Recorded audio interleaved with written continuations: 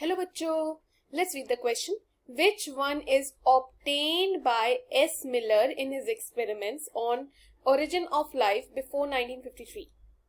So, let's start with the key concept. हम पहले एक बार क्वेश्चन के की कॉन्सेप्ट को देखते हैं, फिर आइडेंटिफाई करते हैं कि इनमें से कौन सा ऑब्टेन किया गया था.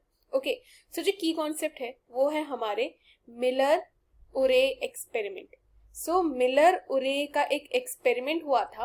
अच्छा, यहाँ पे क्वेश्चन में एक टर्म गिवन है एस मिलर. वो क्या है? So S Miller stands for Stanley mirror. ये उनका नाम था, स्टैनले मिलर. ओके, सो ये मिलर का पूरा नाम था, एस मिलर.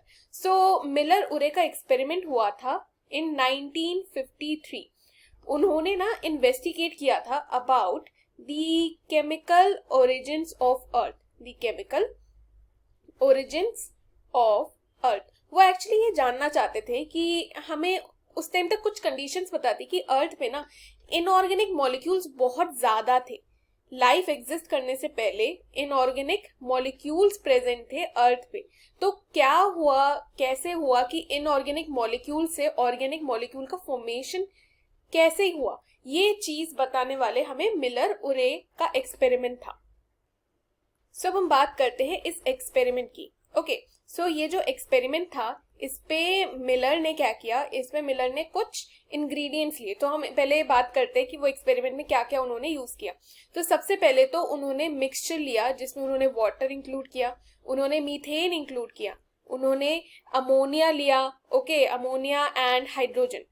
सो ये सारी चीजें उन्होंने अपने एक्सपेरिमेंट में कंसिडर की. राइट, अब क्या हुआ कि ये सारे मॉलिक्यूल जो थे ना उस टाइम पे अर्थ पर एबंडेंट मात्रा में पाए जाते थे. ठीक है, अब उन्होंने क्या किया, उन्होंने इसके साथ लाइटनिंग को स्टिमुलेट किया. अब लाइटनिंग को कैसे स्टिमुलेट किया, वहां पे ना जो वेसल था, जो उन्होंने वेसल यूज किया था उस पे इलेक्ट्रिक करंट की कंटिन्यूअस सप्लाई की. इलेक्ट्रिक करंट की कंटिन्यूअस सप्लाई की. और जब ये उन्होंने लाइटनिंग को स्टिमुलेट किया ना, उससे बने हमारे organic molecule. It led to the formation of organic molecule. और ये जो पूरा एक्सपेरिमेंट था ये उन्होंने लैब के अंदर कंडक्ट किया था.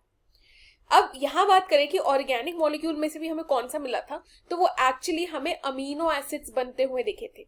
अमीनो एसिड्स, यही जो अमीनो एसिड्स है ना, जब बहुत सारे अमीनो एसिड अपने आप को एक पर्टिकुलर सीक्वेंस में अरेंज करेंगे तो वो बन जाता है एक प्रोटीन. ओके, तो इसीलिए जो यहाँ पर मिले उरे का जो एक्सपेरिमेंट था वो सिग्निफिकेंस लाई इसीलिए करता है कि उन्होंने हमें बताया कि इनऑर्गेनिक मॉलिक्यूल्स जो थे, जो अर्थ पर उस टाइम पे बहुत ज्यादा टेम्परेचर डिफरेंस होता था, बहुत ज्यादा लाइटनिंग होती थी, उस वजह से ऑर्गेनिक मॉलिक्यूल कैसे बना, द फर्स्ट ऑर्गेनिक मॉलिक्यूल की बनावट कैसे हुई, तो ये बताने वाले हमें एस मिलर थे. तो which one is obtained by S. Miller in his experiments? It is amino acid. Option B is the correct answer. क्योंकि उन्होंने इस एक्सपेरिमेंट के तहत साफ साफ अमीनो एसिड का प्रोडक्शन दिखाया था. यही हम अगर बात करें बाकी ऑप्शंस की, जैसे ऑप्शन ए सिंपल शुगर, तो ऑप्शन ए हो जाएगा इनकरेक्ट क्योंकि हमने इसकी प्रोडक्शन नहीं देखी लैब में.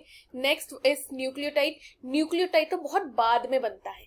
सबसे पहला जो सबसे फंडामेंटल जो ब्लॉक चाहिए हमें वो था अमीनो एसिड का. Same goes for peptide. Peptide की जो चेन होती है वो बहुत सारे अमीनो एसिड की चेन से बनती है, तो इसीलिए अमीनो एसिड जो था वो पहले बना. ओके, तो इसीलिए ये जो तीन ऑप्शन हो गए वो हो गए हमारे लिए incorrect. The only correct option is option B, amino acid.